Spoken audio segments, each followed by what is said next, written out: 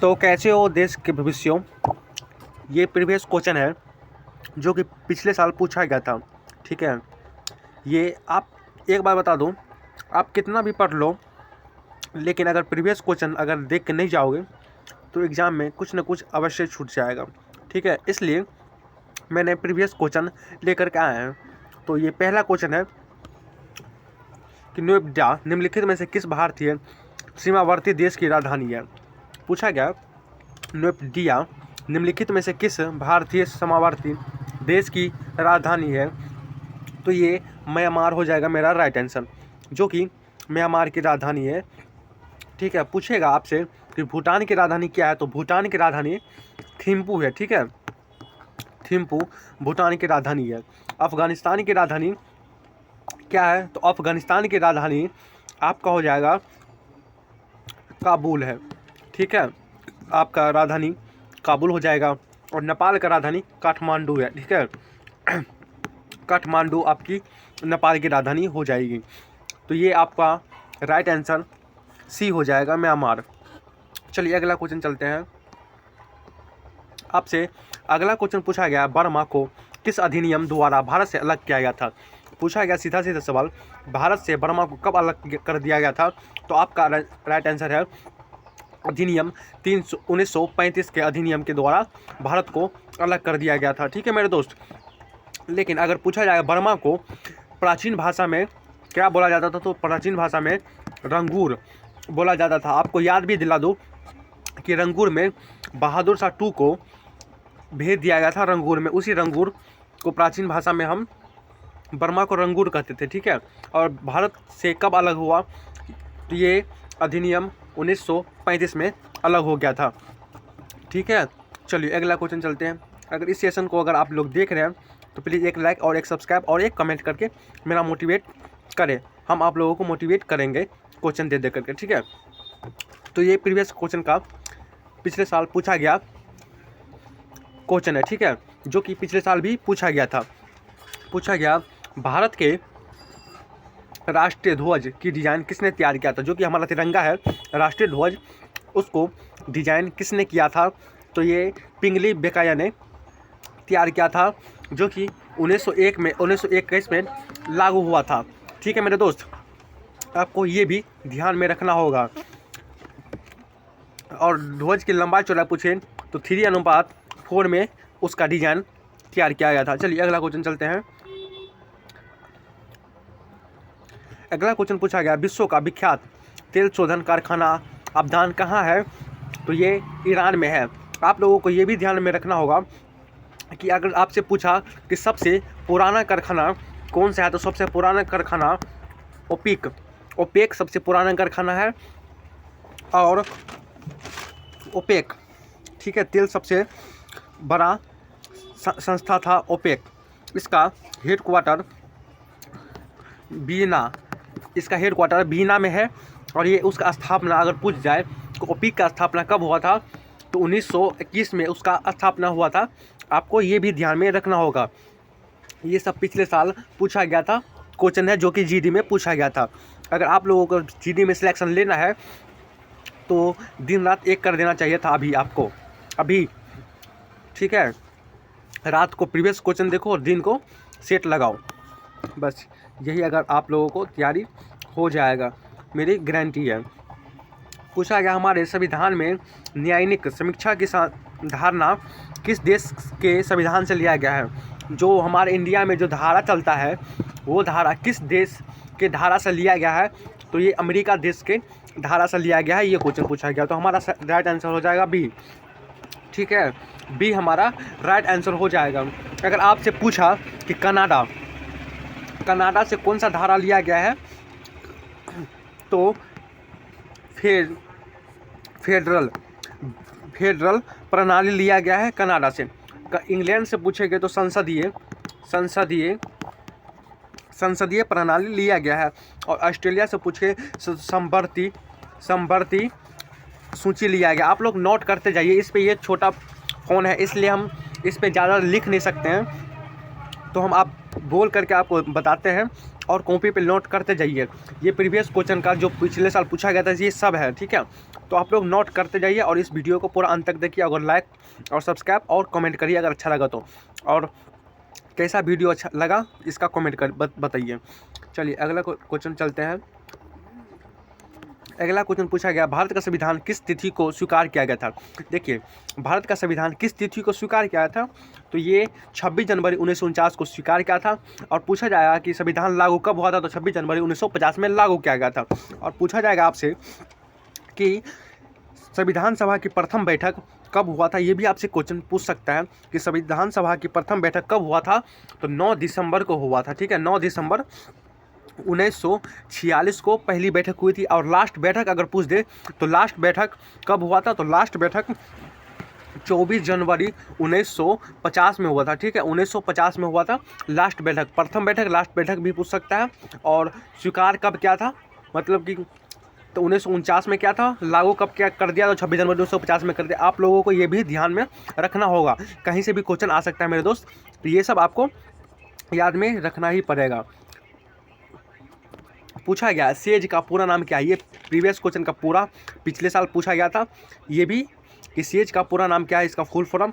तो सेज का पूरा नाम स्पेशल इकोनॉमिक जोन है, जो कि पिछले वर्ष ये क्वेश्चन आया था, ठीक है। तो हम इस बार भी लाए हैं, तो स्पेशल इकोनॉमिक जोन है सेज का पूरा नाम। चलिए अगला क्वेश्चन चलते हैं। आपका अगला क्वेश्चन है सार्क का पूरा नाम क्या है। देखिए ये भी पिछले साल पूछा गया था कि सार्क का पूरा नाम क्या है, तो सार्क का पूरा नाम क्या हो जाएगा, तो सार्क का स्पेशल मतलब south Asia association for regional cooperation. यहाँ पे कोऑपरेशन होगा मेरे दोस्त, यहाँ पे क्षमा मांगते हैं, यहाँ पे टाइप गलती हो गया, यहाँ पे 9 छूट गया है। तो south Asia association for regional cooperation, यहाँ पे आपका सार्क का पूरा नाम हो जाएगा। अगर आपसे पूछा जाए कि सार्क का स्थापना कब किया गया था, तो सार्क का स्थापना 1985 ईस्वी में किया गया था। इसमें वर्तमान में 8 देश अभी शामिल है सार्क में, ठीक है। आप लोगों को यहाँ ये भी ध्यान में रखना होगा।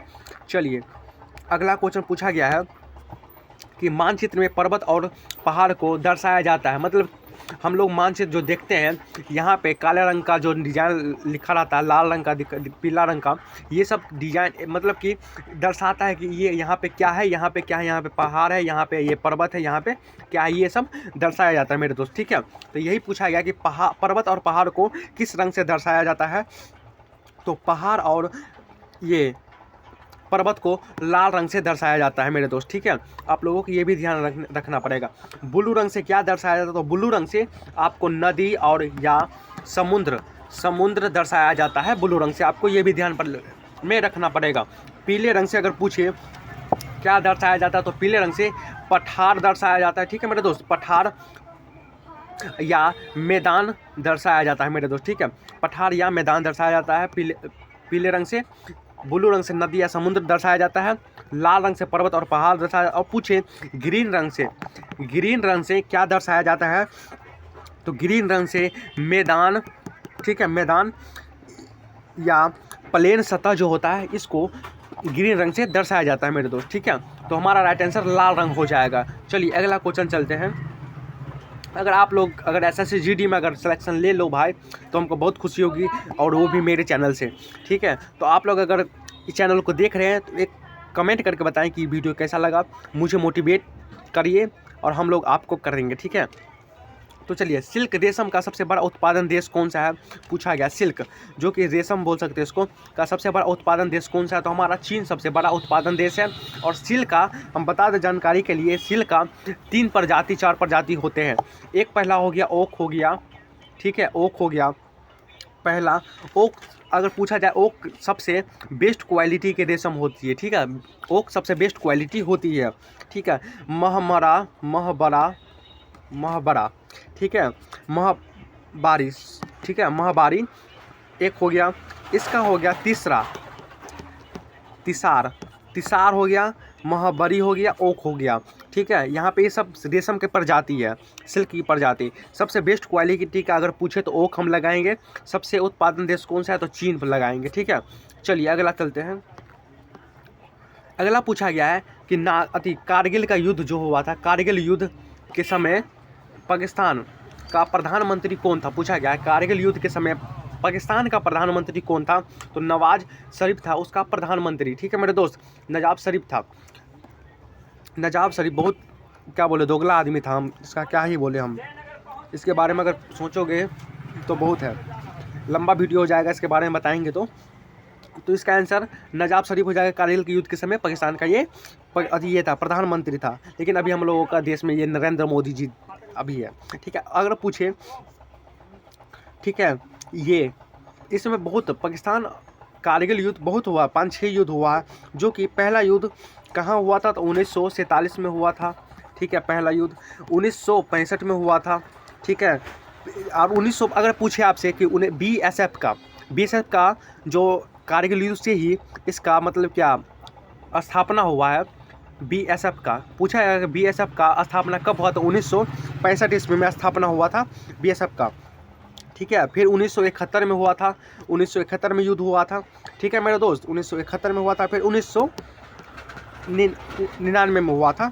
ये युद्ध होता जा रहा था। ठीक है, और ये युद्ध का नाम क्या था, अगर पूछे युद्ध का, कारगिल युद्ध का नाम क्या था, तो विजय था, नाम विजय था। ठीक है, विजय नाम था इसका ऑपरेशन। ठीक है, भारत और पाकिस्तान के बीच में जो 5-6 युद्ध हुआ था उसका नाम था विजय युद्ध। ठीक है, और जो हम लोग जीते भी थे। ठीक है, तो इसका पाकिस्तान का प्रधानमंत्री कौन था, तो नवाब शरीफ था। चलिए अगला क्वेश्चन चलते हैं। जितना हम बता रहे हैं भाई, ये सब याद करके चलते रहो, आपको आगे कहीं ना कहीं प्रॉफिट होगा तो मुझे भी खुश होगा और आपको भी बेनिफिट होगा।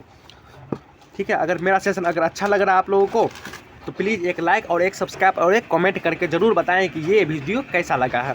देखिए, चैम्बल शब्द निम्नलिखित में से किससे संबंधित है। चैम्बल पूछा गया, चैम्बल शब्द निम्नलिखित में से किससे संबंध है, तो ये किससे संबंध है, तो बास्केटबॉल से। जो कि 5 खिलाड़ी, इस साइड 5 खिलाड़ी। आपसे ये भी पूछ सकता है कि बास्केटबॉल में खिलाड़ी कितने होते हैं, तो 5 खिलाड़ी दोनों साइड 5-5 होते हैं, 10 हो गए। ठीक है, ये भी पूछ सकता है। और ये अमेरिका का फेमस ये है, अमेरिका का फेमस बास्केटबॉल है। अमेरिका का ये बास्केटबॉल फेमस है, ये आप लोगों को ध्यान में रखना पड़ेगा। तो हमारा राइट आंसर ये हो जाएगा। ठीक है, बास्केटबॉल। चलिए अगला क्वेश्चन चलते हैं। अगला क्वेश्चन पूछ लें, निम्नलिखित में से कौन सी आकृति भूमिगत जल से बनी होती है। पूछा गया है कि निम्नलिखित में से कौन सी आकृति भूमिगत जल से बनी होती है। ठीक है मेरे दोस्त, तो ये कास्ट विडो भूमिगत से जल से बनी होती है। ठीक है मेरे दोस्त, आप लोगों को ये भी याद में रखना पड़ेगा। सिल्क यारा उत्तराखंड में पड़ता है। ठीक है, अगर आपसे पूछा जाए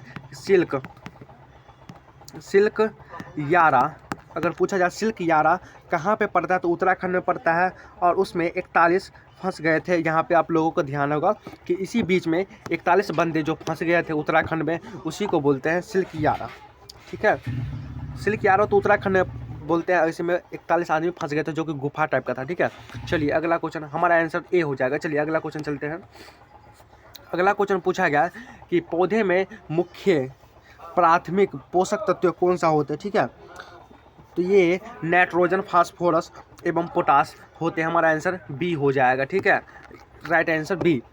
ठीक है, नाइट्रोजन, फास्फोरस एवं पोटास होते हैं। पौधे में मुख्य प्राथमिक पोषक तत्व कौन सा होते हैं, तो ये नाइट्रोजन, फास्फोरस एवं पोटास होते हैं। चलिए अगला क्वेश्चन चलते हैं। आपसे अगला क्वेश्चन पूछा गया है कि एस्किमो के घर बने होते हैं, मतलब कि एस्किमो एक प्रजाति होते हैं। ठीक है, उसका घर पूछा गया किससे बने होते हैं, तो इसका आंसर हो जाएगा बर्फ से बने होते हैं। ठीक है, ये मतलब प्रजाति बहुत होते हैं, जैसे किसी किसी चीज़ का घर दीवार से बने होते हैं। ठीक है, इसी तरह ये इसका घर बर्फ से बना जाता है। एस्किमो एक प्रजाति का नाम है जो कि बर्फ के घर में ही रहते हैं। ठीक है, तो ये बर्फ से बने होते हैं। एस्किमो के घर कब क्या चीज़ से बने होते हैं, तो बर्फ से बने होगा। हमारा राइट आंसर होगा इजबा जो होता है, इजबा भी एक प्रजाति है। आपको बता दें, इजबा का घर रंगीन दीवार से बना होता है। ठीक है, दीवार से बना होता है। आपसे पूछेगा एग्जाम में कि इजबा का घर किस चीज़ से बना होता है, तो रंगीन दीवार से बना होता है। ठीक है, युत्र इसका एक प्रजाति और है, इसका नाम युत्र है। ठीक है, युत्र। और इसका पशु का जो खाल होता है, पशु का खाल से घर बना होता है यत्र का।